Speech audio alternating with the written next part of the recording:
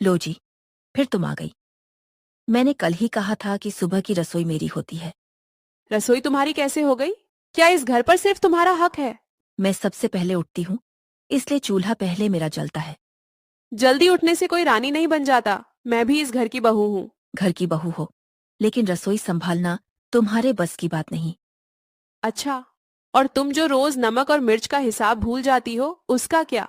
मेरे खाने की तारीफ पूरा गांव करता है। गांव वाले तारीफ करते हैं या तुम खुद ही कर लेती हो? ज्यादा जुबान मत चलाओ कमला।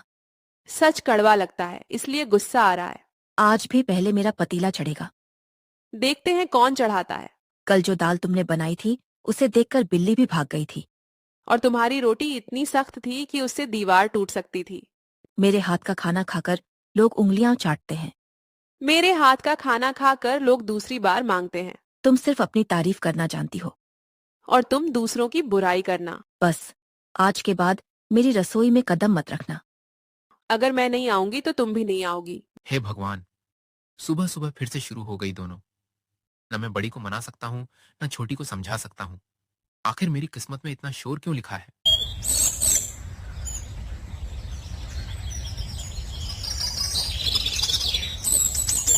क्या हुआ भोला? आज फिर उदास लग रहा है। मासी, घर में रोज जंग होती है। अब किस बात पर लड़ रही हैं दोनों? रसोई, खाना, चूल्हा, पतीला, हर बात पर। क्या तुमने कभी दोनों को प्यार से समझाया? बहुत बार समझाया, पर कोई नहीं मानता। फिर भी हिम्मत मत हारो। मासी, मुझे कोई रास्ता बताओ। शाम को दोनों को साथ बिठाकर बात करना। ठीक है, एक बार और कोशिश करूंगा। देखो, तुम दोनों मेरे लिए बराबर हो। बराबर? इसकी वजह से घर का सुकून खत्म हुआ है। झूठ मत बोलो, हमेशा मुझे नीचा दिखाती हो। मैं सच बोलती हूँ। नहीं, तुम सिर्फ अपनी चलाना चाहती हो। अरे मेरी बात तो सुनो। हे राम, ये तो पहले से भी ज्यादा लड़ रही हैं। मासी, मेरी कोशिश भी बेकार गई। मतलब फिर से लड़ पड़ी दोनों? जी मासी, पूरी रात लड़ती रही। फिर एक ही रास्ता बचता है। कौन सा रास्ता? जंगल के उस पार एक आदमी रहता है, कालीचरण। डाकू कालीचरण? हाँ, लेकिन दिल का बुरा नहीं है। मुझे उसके पास जाना होगा। हाँ, और उसे सारी सच्चाई बतानी होगी। भगवान का नाम लेकर जाता हूँ। अगली सुबह भोला हिम्मत जुटाकर घने जंगल की तरफ निकल पड़ा। जंगल इतना घना था कि सूरज की रोशनी भी मुश्किल से जमीन तक पहुंच रही थी। हे भगवान, पता नहीं मासी ने मुझे किस मुसीबत में डाल दिया है। अगर कालीचरण गुस्सा हो गया तो मेरा क्या होगा? भोला डरते डरते आगे बढ़ता रहा। मासी ने कहा था, पुराने बरगद के पास उसका डेरा है। कुछ देर बाद भोला एक बड़े बरगद के पास पहुंच गया। वहां कुछ आदमी हथियार लेकर पहरा दे रहे थे। ओए रुक, कौन है तू? मैं भोला हूँ। यहाँ किस काम से आया है? मुझे कालीचरण से मिलना है। सरदार से मिलना इतना आसान नहीं है। धन मासी ने मुझे भेजा है। धन मासी? यह नाम सुनते ही पहरेदार का चेहरा बदल गया। ठीक है, मेरे साथ चलो। भोला को एक बड़े तंबू के अंदर ले जाया गया। बीच में एक लंबा चौड़ा आदमी बैठा था। उसकी मूंछ शेर जैसी और आवाज बिजली की तरह थी। कौन है ये आदमी? सरदार, मैं भोला हूँ। किस लिए आया है मेरे पास? धन मासी ने मुझे भेजा है। धन मासी वो अभी भी जिंदा है? उन्होंने बचपन में मुझे अपने बेटे की तरह पाला था। बताओ, क्या मुसीबत है?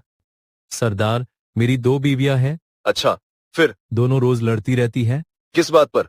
रसोई को लेकर, खाने को लेकर, हर बात पर। एक कहती है मेरा खाना सबसे अच्छा है, दूसरी कहती है मेरा खाना सबसे अच्छा है। घर में रोज महाभारत होती है।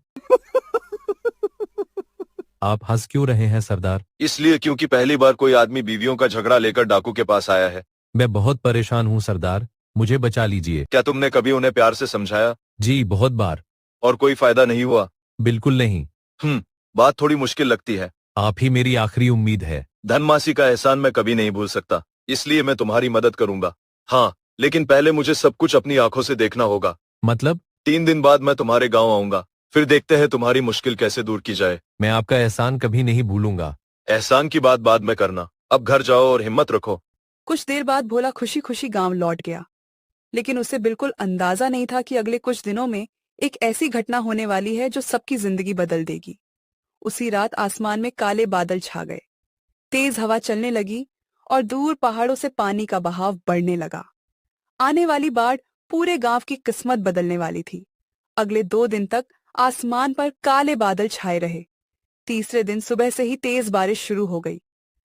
हे भगवान, इतनी बारिश मैंने सालों से नहीं देखी।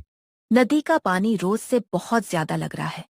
अगर बारिश ऐसे ही होती रही तो गांव डूब जाएगा।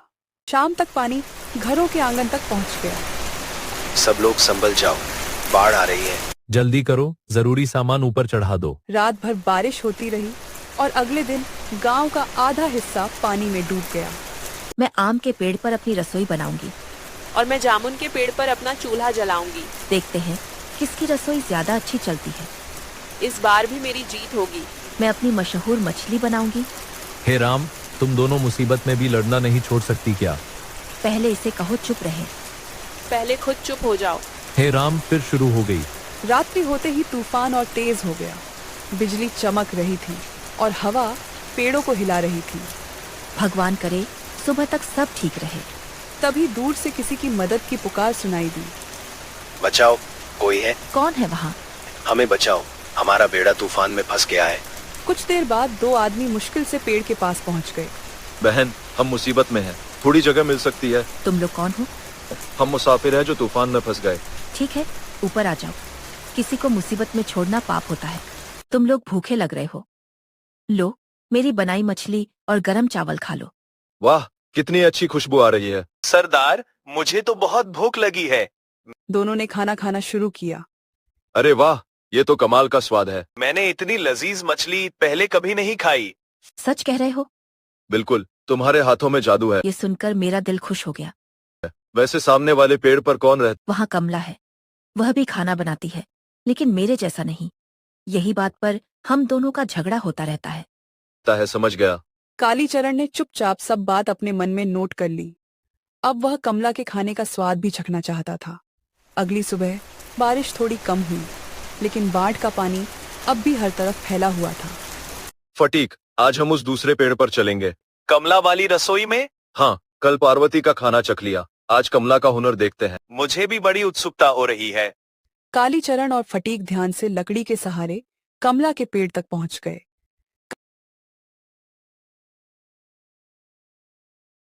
अरे तुम लोग वही हो ना जो कल सामने वाले पेड़ पर थे? हाँ। अच्छा किया, मुसीबत में एक दूसरे का साथ देना चाहिए। सरदार, मुझे तो बहुत भूख लगी है। तो फिर तुम बिल्कुल सही जगह आए हो। पहाड़ी मुर्गे का खास शोरबा मैंने बनाया है। इसमें जंगल के मसाले और देसी जड़ी बूटियां भी डाली हैं। वाह, खुशबू तो दूर से ही आ रही थी। लो, गरम गरम शोरबा पियो। कालीचरण ने पहला घूंट लिया और कुछ पल के लिए चुप हो गया। सरदार, कैसा है? अरे वाह, ये तो कमाल हो गया। इतना अच्छा? बहुत ही लाजवाब। हर मसाले का स्वाद अलग महसूस हो रहा है। मुझे भी दो जरा। अरे बाप रे, ये तो सच में कमाल का है। सच बताओ, क्या मेरा खाना वाकई अच्छा है? सिर्फ अच्छा नहीं, बहुत बेहतरीन है। लेकिन घर में कोई मेरी तारीफ नहीं करता।